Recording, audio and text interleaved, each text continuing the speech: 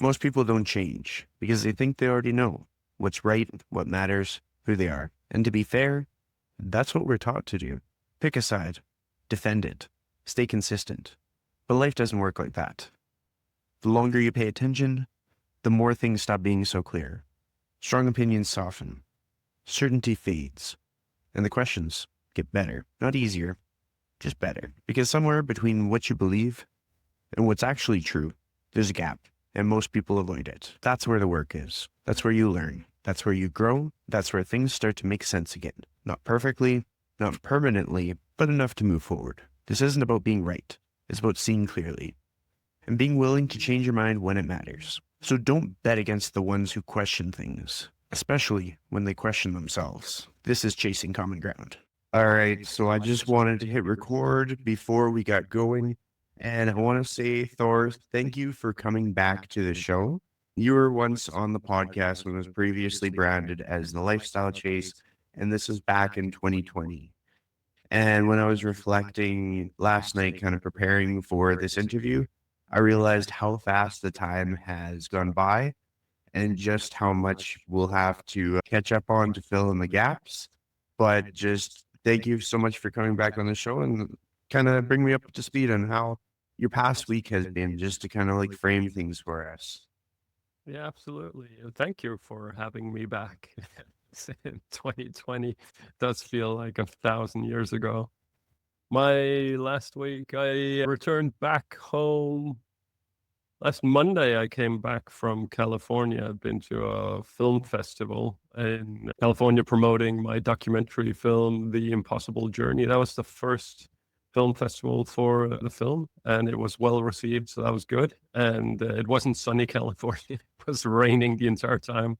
I brought my sister, who's actually born in the US, so she had to wait for me. She just zipped through immigrations and customs. Then I've had a speaking engagement a few days ago across country. Denmark's a tiny country, but that was really good because that was my crowd.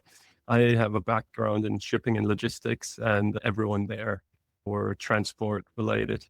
Apart from that, I have my book, which I'm pushing, and I'm currently translating my book into Danish. So it came out in English last year.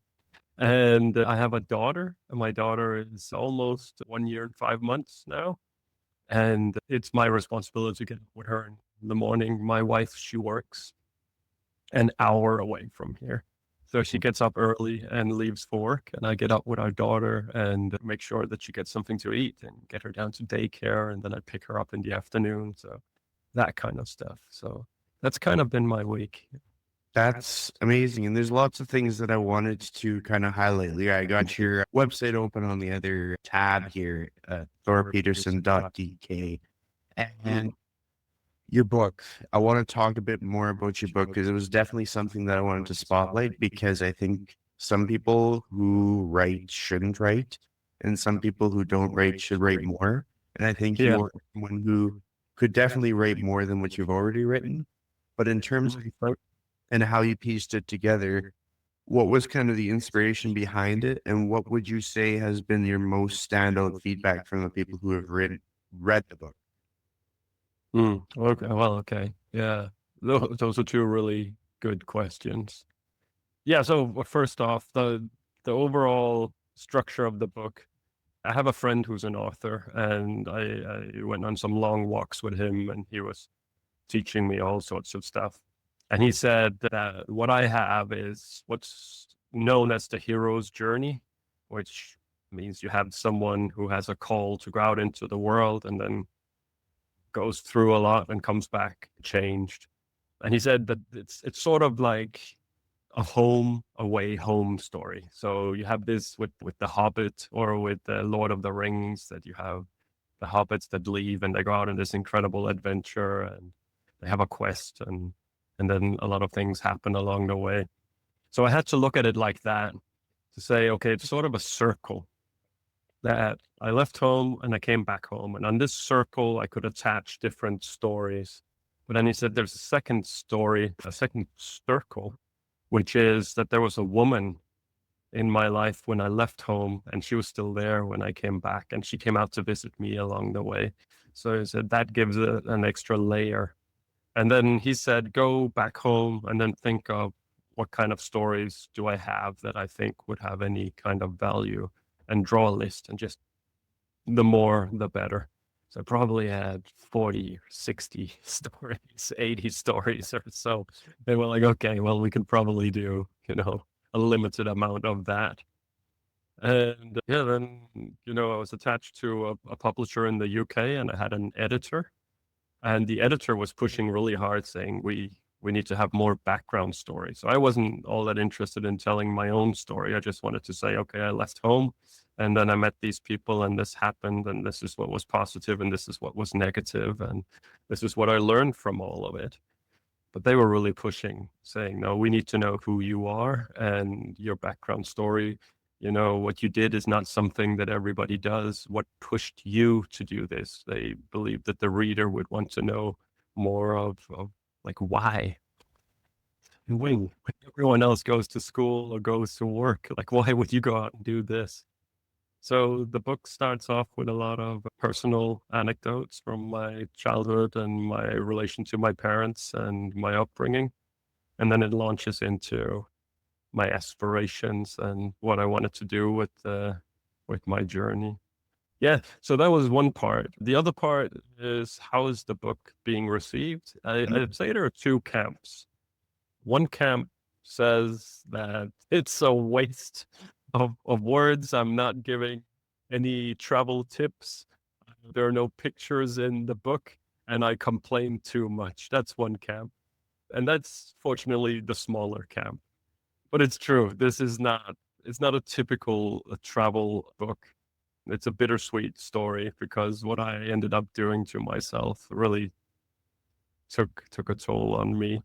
And there was lots of self-doubt along the way, and general doubt in if I was even doing something that had any value, or if I should abandon and go back home. So I do touch upon that. And it's not all joyful.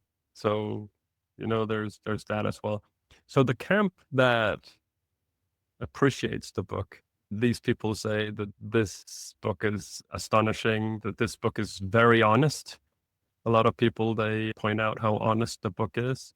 A lot of people, they come back to that they had no idea how hard it was on me, and that this is conveyed really well. A lot of people tell me that this is, a fresh breath within travel anecdotes, because a lot of people don't talk about the hard stuff or the difficult stuff. They just talk about the beautiful beaches and the incredible encounters with people. So there's people see value in that. And yeah, the book has done reasonably well. It's out in English and in German. I'm working on a Danish version. Denmark's a small country, but that's my nation. So I want it out, and then it'll be out in Czech, the Czech Republic. A publisher there has bought it, and they're translating. And then we'll see where it goes from there. It's a bestseller in Germany. It was an instant bestseller, which doesn't really mean anything in regards to quality. It just means that it sold a lot of copies in a short amount of time, but that's still a good sign. And it's award winning. So Nomad Mania is a travel forum with 50,000 members that are travel maniacs or travel enthusiasts. Mm-hmm. And they have an award show, and they awarded me Travel Book of the Year. I mean, that makes sense to me, because I've followed your journey since before I interviewed you, and oftentimes the things that I'd see you endure put things in perspective for me. Like if I was having like a rough week, I'd be like, well, Thor's out there struggling in like blank nation, like having to question whether all of this was worth it or not. And I'm like, if he can stick to it, I can stick to my goals too. So it was like, and I'm sure a lot of my audience that either reads my Substack or that listens to other episodes of the podcast, like I've definitely had a lot of feedback that they resonated with you as kind of like sort of their lifeline or their beacon of hope. So hopefully that for you reminds you that despite the struggle, maybe it was worth it because a lot of people benefited from all of that. Now, given that you just got back from that film festival, I'd like to hear more about that because obviously a lot of emotion probably went into that production, and maybe there's some questions as they were developing it. Sometimes people they get a little bit nervous when they're going to be in the middle of a film that's going to be in a festival. Tell me more. Yeah, well, thank you. First of all, I'm happy that it's been meaningful to people what I spent the better part of a decade going through. I'm still unpacking lots of stuff, memories and teachings and learnings. We're coming close to 3 years since I came back home, and I still have a lot of thinking to do. But overall, I think it was good. I did a TED talk, by the way. I'll just push that for a second. I did a TEDx in Norway, and I opened that TED talk by saying if I had a time machine and only one journey, I would go back and try to stop myself from setting out on a highly ambitious journey. And then it goes from there. But yeah, as I say in the talk, it's a paradox that if I had not done it, I wouldn't be the man I am today, and I wouldn't know the things that I know today. The film came about through a sporting goods company called Salomon. It's a French company, and I left home in 2013 on the 10th of October at 10:10 a.m. I left in a pair of Salomon shoes.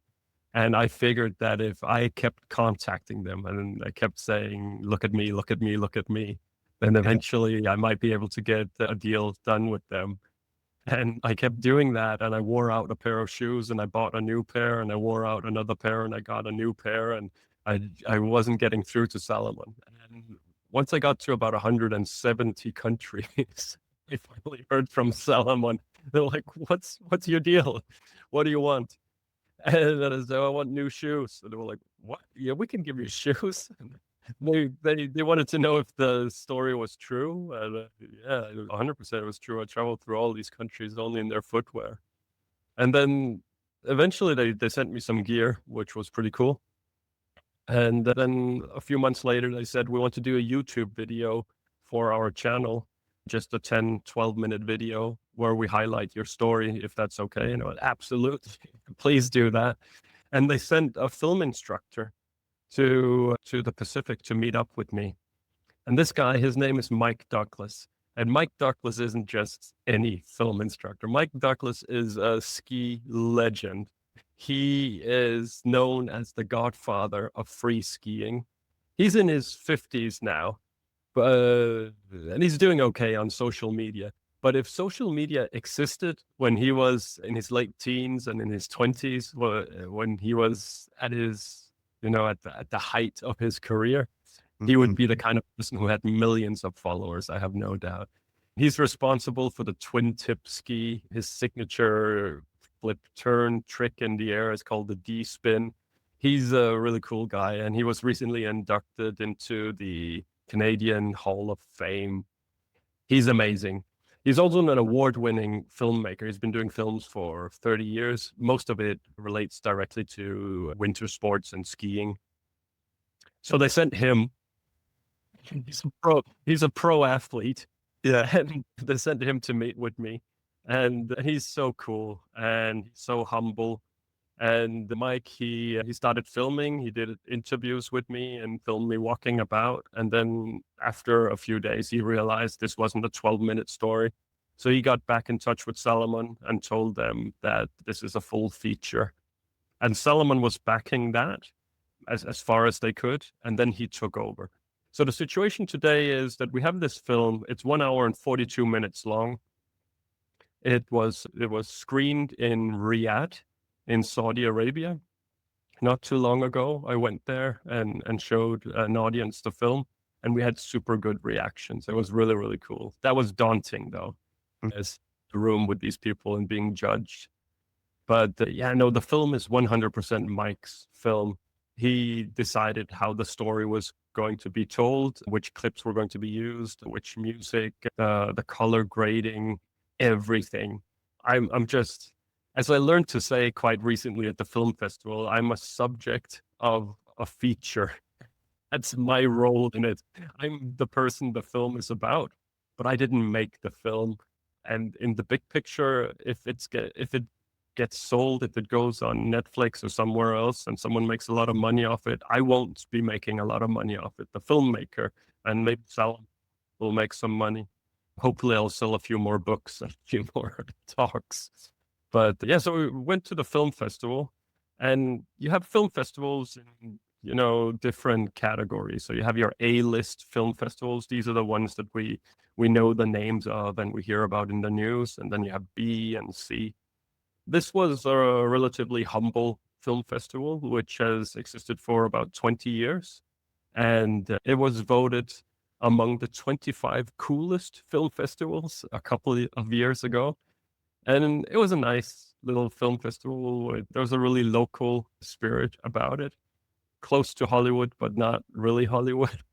Yeah. And they had about 350 films playing, most of them short films. And mine was in there somewhere. I had a venue which would seat about 200 people. And I think a little less than 20 people showed up. Very little marketing was done for the film, unfortunately. And the film started 1 hour late, which was unlucky. And then, so because there was a delay throughout the entire day. And then when it started, it was running on 75% speed. And I sat in the audience and I noticed this instantly, like it's slow. And I sat next to someone and said, no, I think it's fine. I said, no, I am telling you, it's slow. And went to the technician and said, it's running slow. And he said, there's nothing I can do about that. I said, well, stop it and try starting it again. And he did that, and it was still running slow. And then I went in front of the audience and I said, listen, we have a problem. It's running slow. Here's what we can do. My hotel isn't far away. I can run down, get in a car, drive to the hotel, get my personal laptop. I have a copy of the film on that. I can be back again in 15 minutes if you want to wait. I know you've already lost 1 hour, but yeah, sorry about that. And they were super loyal. Everyone in the room stayed. Everyone wanted to see this. So that was cool. And I went out, I got in the car, and I went with my sister to the film festival. She was still in the audience. And while I'm on my way to the hotel, then my sister, she texts me and says, okay, it's working now. It's good. It's running at full speed. So I still get my laptop. I come back. It is working. I get up in the audience. I have a friend, Nabil Kazi, he's Hollywood. He's 30 years of marketing experience in Hollywood. And he came to see the film, and he told me they found out that the setting was set at 75% instead of 100%. So rough when they were playing it. So I think that also says a little bit about the film festival. And that, the 1 hour delay might have been that all the other films were playing at 75%. Probably. Yeah. That's But yeah, funny. now I've been to a film festival now, and yeah, so I've tried that. That's one more thing I can tick off. Definitely. So something that I think is valuable about all of your travel and all of the experiences that you have is that you're able to provide sort of like a untampered with view on different countries, different perspectives, stuff like that. So I'd be curious to know, what would you say are like the two most misunderstood nations in the world from your travel experiences? Hmm. That's difficult to answer. Misunderstood. I think Pakistan is very misunderstood. I think for a lot of travelers, they value Pakistan, but I mean, India is really giving them a hard time. And historically, the government of Pakistan has been relatively hostile towards India. But you have all of these cases where the government doesn't really represent the population. The population just seems to be stuck with a system and an image, and there isn't much they can do about that. And Pakistan people are really kind. They were to me, and I hear this over and over from other people as well. So I don't think it was just me. There's a lot of hospitality in Pakistan. Pakistan is rich in history and culture and geography and food, and there's a lot going on in that country. So yeah, I think They have a difficult time with their image, and it's a real shame because it is an extraordinary country. And I Hmm. think I would say something similar about Iran. Iran is a lot in the media these days. And again, there's a real disconnection between the population and their government. And it's a stunningly beautiful country, and it's thousands of years old, the culture. And it's a country where you can go skiing and diving in the same day. It's a country with a rich food culture and a supreme location geographically. It's a really fantastic country. And these days, I mean, especially the current U.S. administration are making. Actually, to some extent, I'd say that the U.S. administration has done fairly good job of separating government from the population, saying that okay, our beef is with the government. We want the population to rise up and take your own country and this kind of stuff. But yeah, no, it's a misunderstood country and underrated country, I think. I want to pause here for a second because this connects directly to the kind of conversations that we have on this show. Chasing common ground has never been about hacks, shortcuts, or chasing attention. It's about long-term thinking, craft, and building something that actually lasts.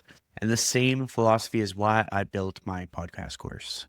It's about fundamentals and foundations. How to start a podcast, how to structure it, how to stay consistent, and how to build simple workflows so your show fits into your life instead of competing with it.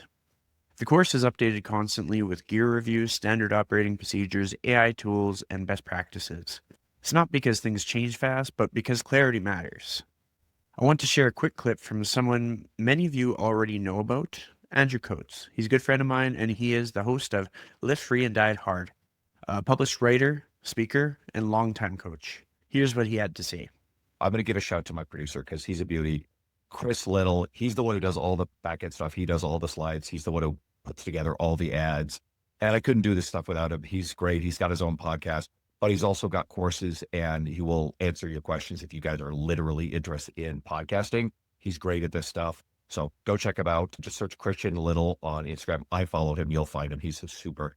If you're thinking about starting a podcast or you already have one and want it to feel simpler, more intentional, and more sustainable, you can learn more at christianlittle.com/podcast course. And as a thank you to listeners of Chasing Common Ground, you can save $50 with the code Common Ground, one word, all caps, at checkout. Pricing is in Canadian dollars. Thank you. And now let's get back to the podcast. Well, it's cool that you say that because there's a few other travel personalities that I've followed along the way. One of them is Yes Theory, and they had recently done like a kind of a deeper documentary on like the misunderstandings between India and Pakistan just from an outsider's perspective. Something that you've done very well in this interview so far is just like brought up sort of like other people who are profoundly talented or uniquely interesting. So I'd be curious to hear if there was like maybe a couple more that we haven't talked about yet, because we've talked about the filmmaker, we've talked about the guy at the film festival that was from Hollywood, where that kind of stand out to you. There's a guy, his name is Rick Gassarian. Rick Gassarian is a podcaster, and he also works as a travel guide, and he has a travel festival, the Extraordinary Travel Fest, which takes place October this year in Bangkok. That will be the third time. And he's trying to reach every country in the world. This Hollywood guy I spoke about, Nabil Kasi, is also trying to reach every country in the world. So you have sorry. You have I'm sorry. Yeah, you have a lot of these people out there that are trying to reach every country in the world. But yeah, so Rick, he has a podcast called Counting Countries, in which he interviews people who have been to every country in the world, or people who are trying to reach every country and are serious about it. And that's an interesting podcast because you get so many different insights from. Oh, sorry. Can we take a short break? Yep. Yeah, I'll just get a glass of water.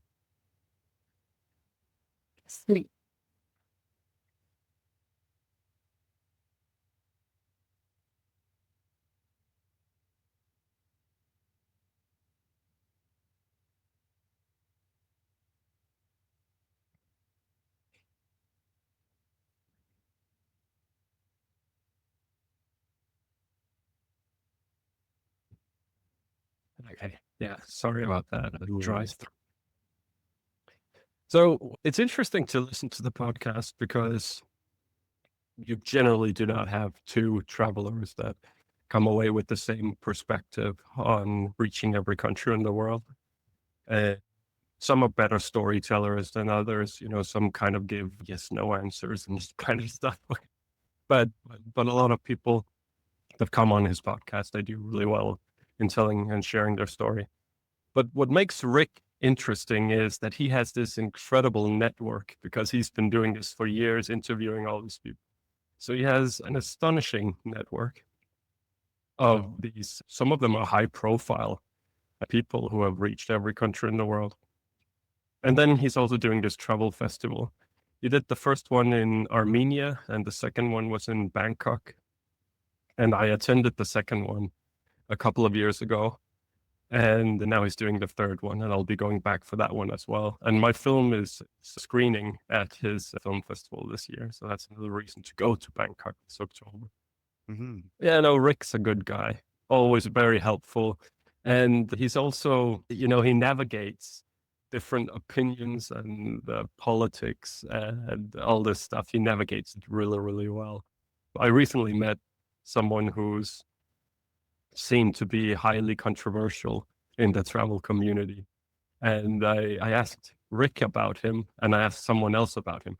And this other person I asked replied back that he pitied me for meeting this guy because the guy I was meeting, he was a mix between, what did he say? Adolf Hitler and Putin or something like this. And I asked Rick, and Rick didn't say anything of that sort. He just said, "No, okay, he hoped that the meeting would go well and that I should know that he is controversial and that different travelers have different opinions about him." So he's really good with navigating the Yeah. environment. Well, that makes sense because you'd have to have your own fresh perspective. Like if your perspective is too affected by another person's bias or their experience, then it's hard for you kind of to judge. It's hard for you not to judge, I should say.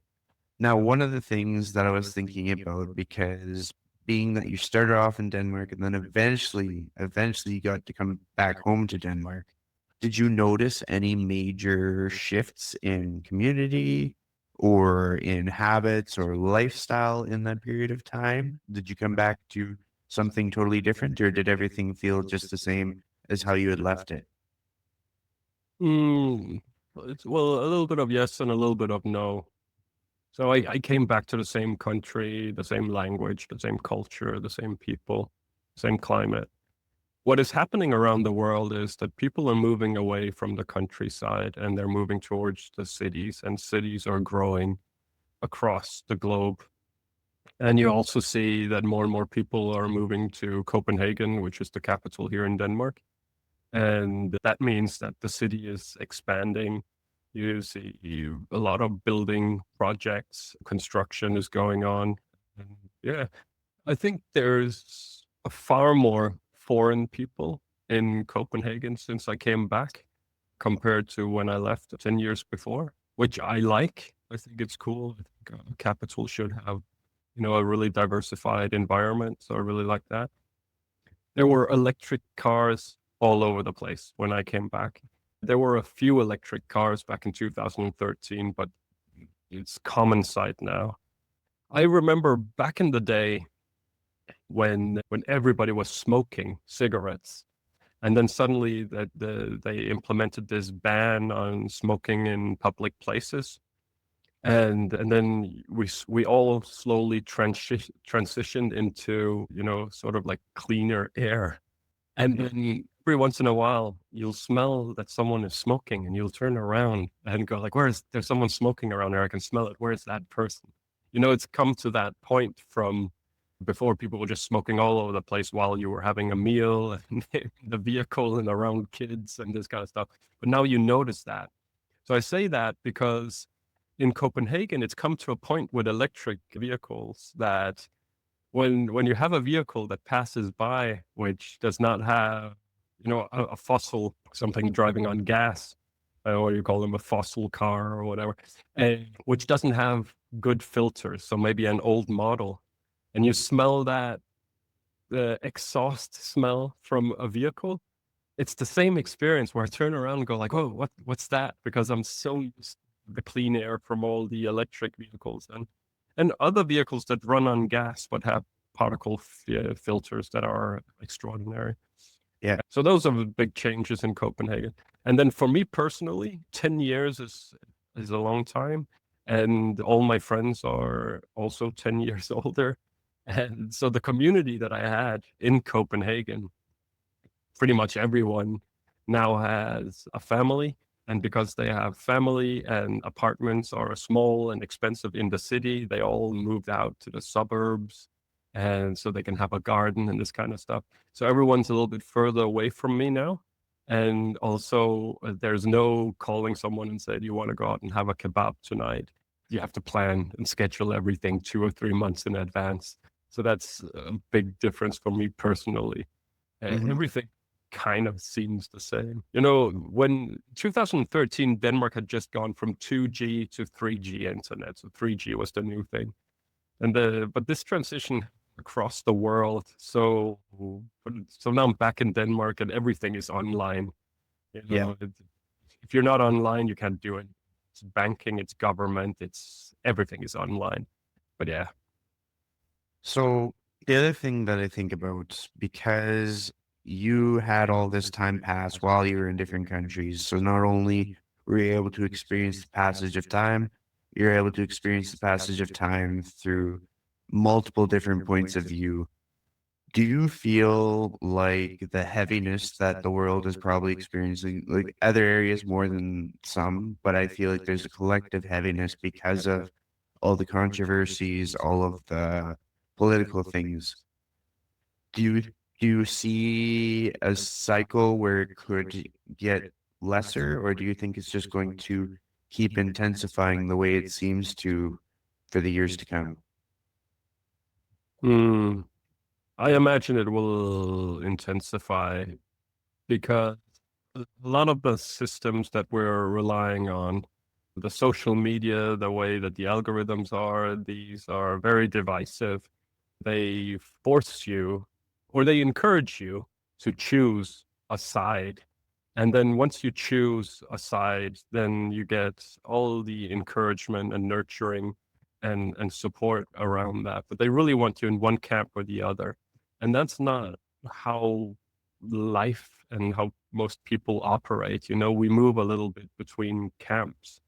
But you also see it in politics that, you know, there's a little bit of give and take when you negotiate budgets and politics and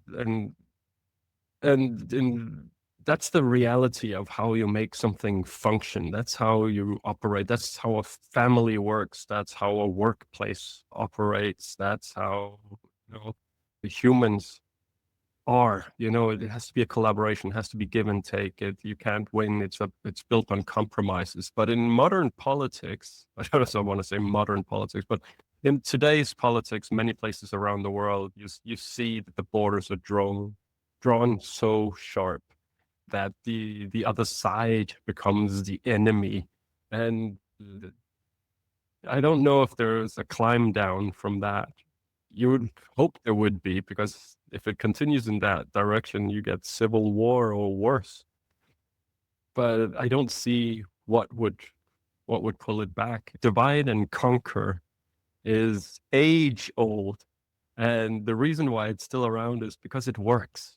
If you can divide, then you can conquer and you can build up your profile. And you see with social media, even you had this mixed martial arts, I think, guy, Andrew Tate, who worked out how he could say things that were so extreme that the algorithms were working for him. that in the comment section, you had people that loved him and people that hated him, debated each other because he was so extreme in his views and in his attitude. Yeah, it's difficult to say. It really is. What I Yeah, can tell you is that I've gone through the world, and what I'm very confident about is that all the negative stuff we hear on a day-to-day basis, the wars, the conflicts, the diseases, all of this, it's a view that we get through a keyhole. And you go out into the world, you get to open the door and you get to see what else is out there, not just the keyhole view. And the online world, all the social media we have and the platforms that people debate on, I truly believe a lot of the players are bots, and it's not even real people, and they are shaping some narrative, or they are doing the divide and conquer strategy. And yeah, I mean, I was promoting positive and good things for almost a decade, right? yeah, And I think the people respond to that, saying, "Okay, well, we want someone to do that. We want someone to tell the good stories, the kind people, the nice situations, and all this stuff." But it wasn't getting likes, it wasn't getting shares, it wasn't getting a lot of comments. Like, people, they just kind of shrug their shoulders a little bit, go like, "Yeah, okay, so he met someone nice, or he had a good meal, or he saw something beautiful, or he discovered something interesting." The things that people responded to on my social media were when there was progress, when I got a difficult visa, or I got on board a ship, or I reached a new country, the progress stuff people really responded to, that got a lot of likes and shares and this kind of stuff. Then when my wife came out to visit, this love story, people, they loved that, so that would get a lot of likes, that now ultra wifey is out next to me again and this kind of stuff. And then the third thing would be when I was depressed, when I was in doubt, and when I really didn't know if I could carry the weight of all of it anymore. And when I was thinking about going home, or just wondering why I was even out there doing what I was doing, people responded to that. But they were not responding so much to my positive promotion. yeah, And I'm not saying that I'm very skillful with social media. So maybe someone else could promote the positive in a better way than me, and get a much larger reaction. I'm just saying it was very clear to me that that was not what was popular in my project, no matter how hard I tried to say, yeah. stranger, a friend you've never met before, or I feel safe in this country, or this is completely underrated. People did not respond to it. Yeah, so I think that shaped my opinion, at least, about social media. I think the algorithms, they want people to go out and get crazy and say radical stuff and go bonkers. I agree. I mean, something that I think is going to be increasingly important for people is to have somewhere to find like community or a sense of purpose. And I've been trying to think of what that would look like. So I'm going to borrow your brain for a moment here. If you had to brainstorm something that would bring a group of like-minded people together, that would improve their quality of life, improve their sense of connection, what would that look like if you were the one planning it? I think sports are excellent for that, or games. Games are great as well, but I would prefer games which are not online. So I would probably use an online platform to bring people together. That's the easiest way to communicate. And then once people arrive, I would hopefully just have everyone, put their phones away, put their devices away, and then be present. If it's sports, great. Go out there and get physical. If it's playing cards or a board game, or something like this, fantastic. Maybe construction, building something, assembling something, or art, shaping something, creating something. But I think all of these things where people come together and collaborate and inspire each other, and having it not being online, I think that's really, really healthy. I heard something I think I heard in the news yesterday, where they said that they recently discovered that even just being offline for 5 minutes, which can be hard for people. Being offline for 5 minutes starts reconnecting parts of the brain the way the brain was supposed to operate, and everything that's been destroyed by apps and social media is sort of put on hold for a little bit. But more so, try to see if you can do it for an hour or Yeah. maybe for half a day. Get away from these devices. You don't want the devices to control you. You want to be in control of them, but we are not in control anymore. I remember back in the day where you went to the bathroom, you would grab a bottle of shampoo and you'd be reading what the heck the back of this. Like, I haven't done that for a long time. You bring your phone and you or something. It's in our hands constantly. You stand in line at the bakery for 2 minutes, the phone comes out. It's incredible how much of our time goes to all of these devices. And for what? So now I have a daughter, right? And a lot of the work I have is through emails, and I do interviews like with you also through my laptop and so on. But then sometimes when I'm eating lunch, for instance, I might watch a YouTube video or something like this. And then sometimes I'll go down a rabbit hole, and then suddenly it's 15, 20 minutes and I'll go like, why am I doing this? I would much, much rather be with my daughter than watching these stupid videos that are bringing me nothing. Yeah. And then I put my phone away, and then I go down and pick my daughter up, and then I play with her for the rest of the afternoon. I mean, that sounds fantastic. Just like that change of perspective. And it's a good bridge for my next question because you would have experienced what helps you stay healthy and positive and what kind of brings you down through the changing of environments going country to country. So I imagine in some way, shape, or form, whether it looks fancy or not, you probably have some kind of like a daily protocol of your non-negotiables that you go through. If that was to be the case, can you kind of take me through like things that have to happen for you to be at your best, and maybe the things that throw you off if you allow those to take over?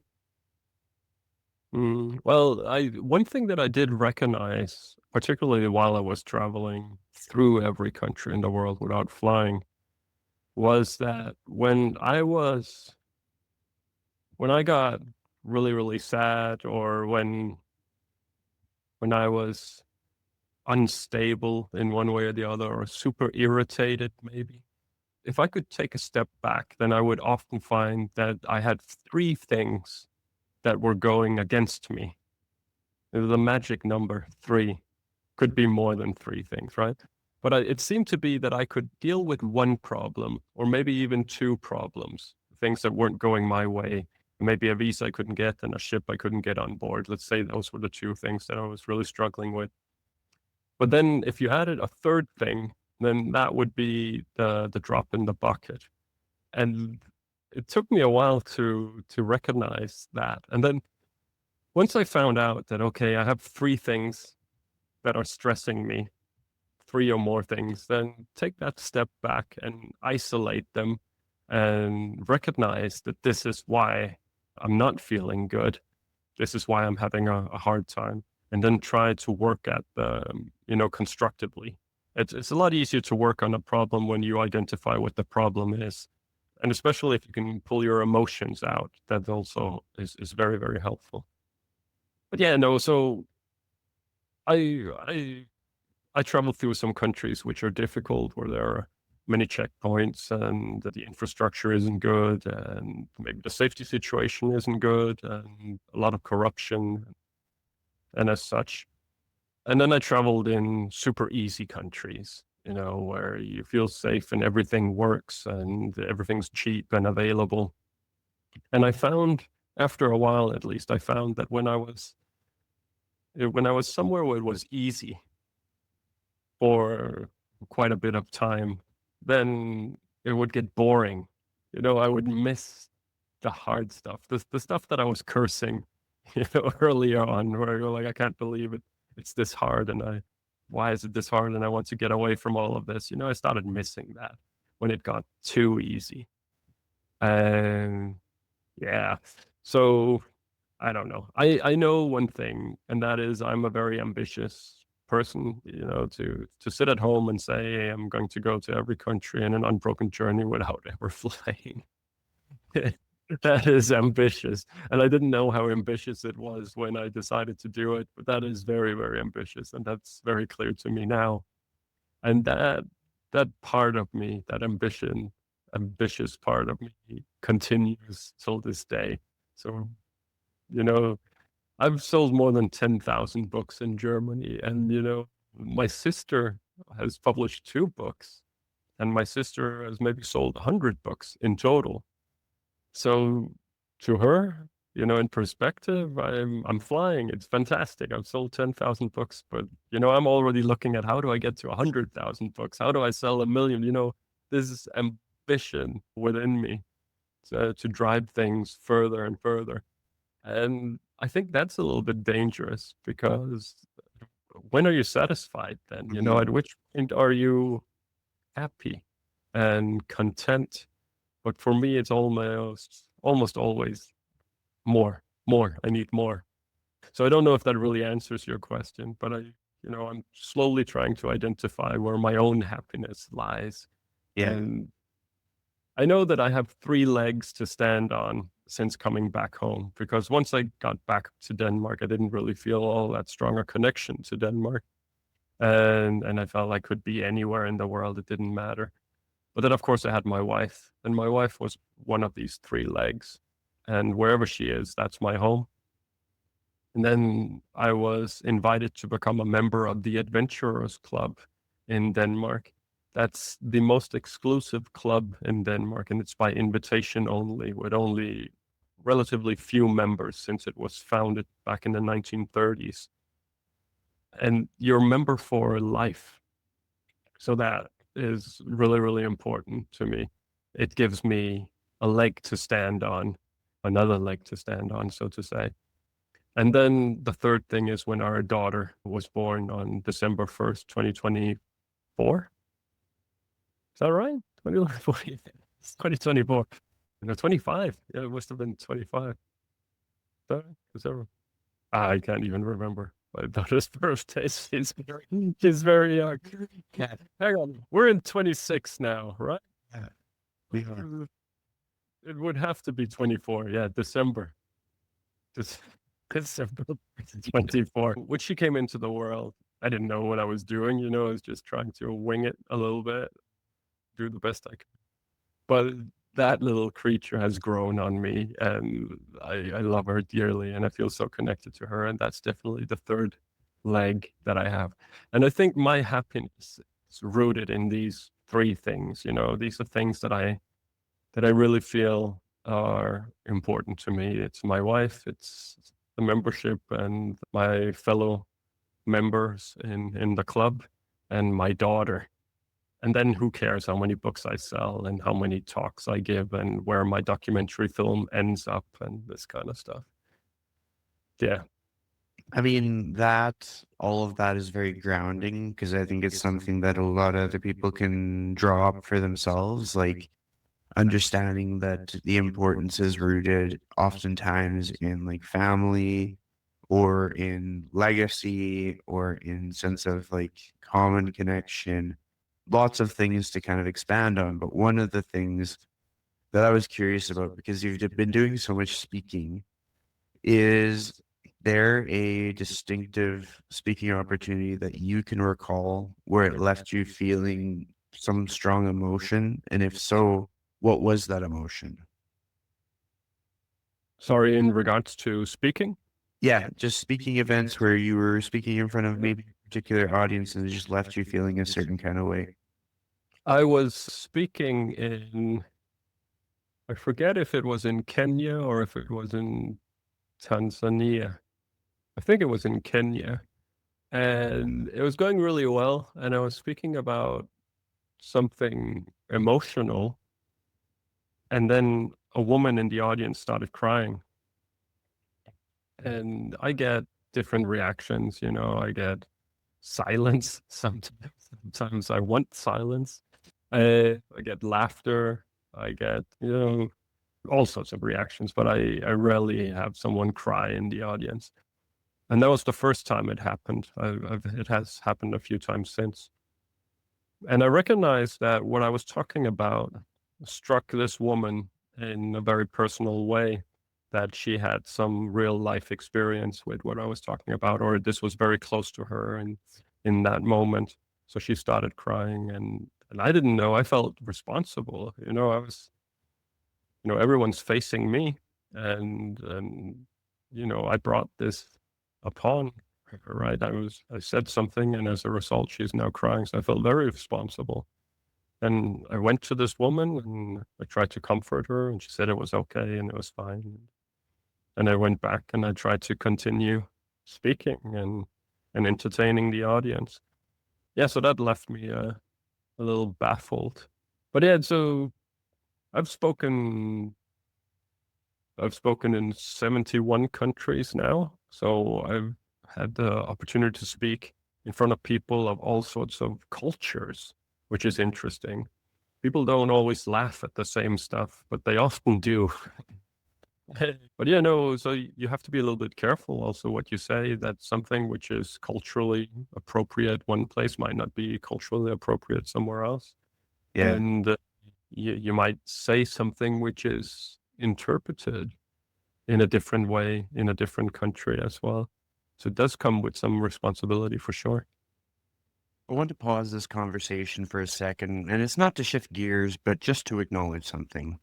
The store at store.invigoratetraining.com isn't really just about merch.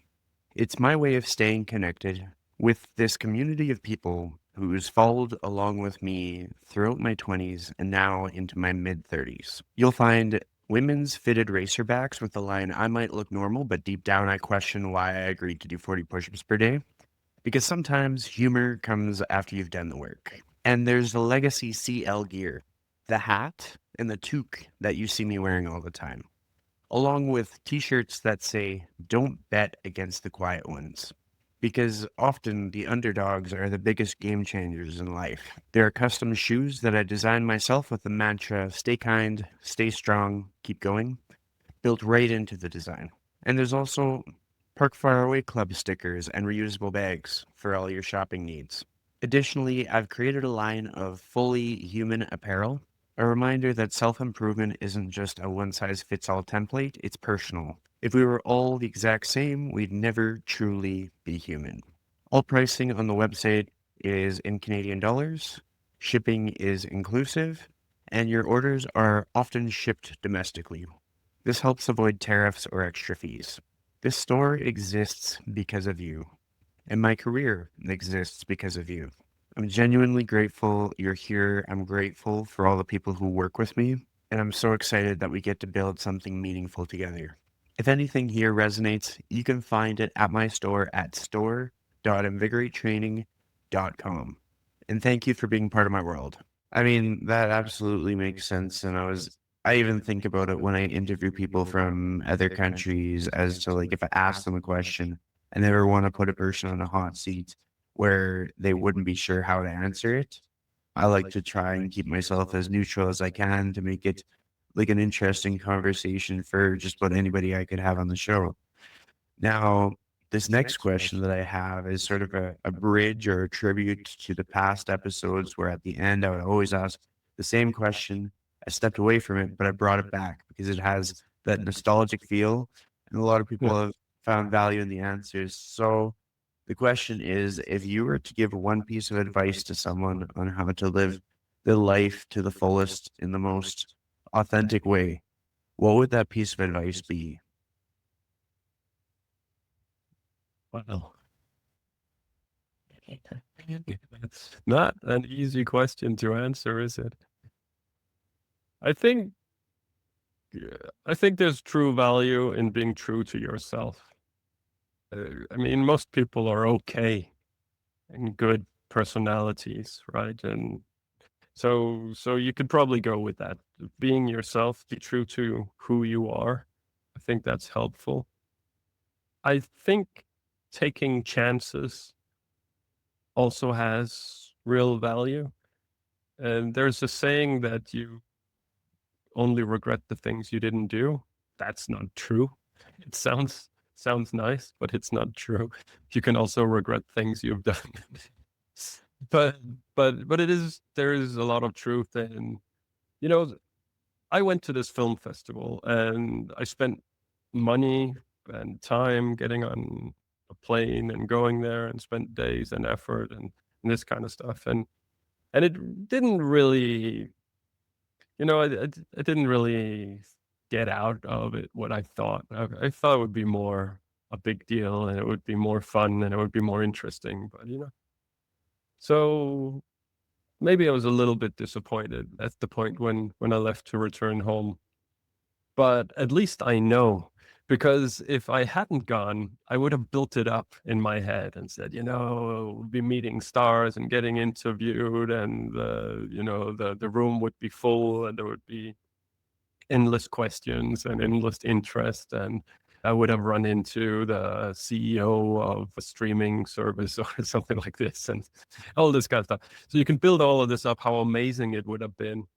But then that might have been where I was at in my head if I didn't go, right?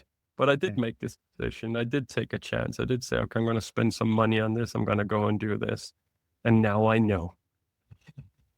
So there's that element to it. Something else I might say is that if you're in Denmark and you go with public transportation and you step inside a bus and there's no one else in the bus, you sit down wherever you want. The second person who comes into the bus has to do this mathematical sort of equation to work out which seat is the furthest away from you, because that's what we're like in Denmark. And then you go and you sit down as far away from that person, and then the next person and the next person and the next person. And eventually someone is forced to sit next to someone else, and then it continues from there. Now, in a lot of the world, you go into a bus, you sit down wherever you want. The next person comes in. It's an easy choice. There's only one seat, which is the correct seat, and that's the seat next to you. And the reason for that is that that's the only seat where you find a conversation. And that conversation, worst case, is entertainment for as long as the ride lasts. Best case, it's the beginning of a friendship. It can be a job opportunity. It can be a good connection. It can develop ideas. And, so many good things can come out of that. So I think that's a good way to explain the difference between taking a chance and not. Sit down next to someone and take a chance on a conversation. Take a chance on, if you were dreaming about working abroad, go out and find that job. If you always dreamt about traveling, pack a bag and go. Take a chance. I think that's a big part of leading a happy life. It's getting some stuff done. Yeah, I really liked that. Basically, seeing getting on a bus and how a lot of people experience it versus just that simple shift as to like you getting on the bus for connection. So, how are you going to get connection if you're seated 5 seats away from it? And I think that's something that a lot of people can kind of like take home with them and maybe implement into their day to day. But with that said, One more thing I might just add is I think another route to happiness is not to focus too much on yourself, but to focus on other people. So try to be more for other people. And if they do the same, then, it kind of comes back around. But I think there's a lot of happiness in knowing that you made someone else happy.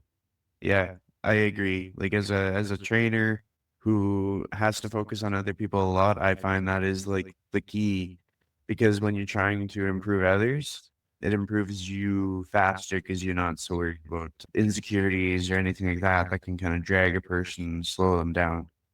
Mm, it makes sense, yeah. So I just wanted to say how grateful I am for the time that you had for me today. It's been good to catch up, and I want to be respectful of your time.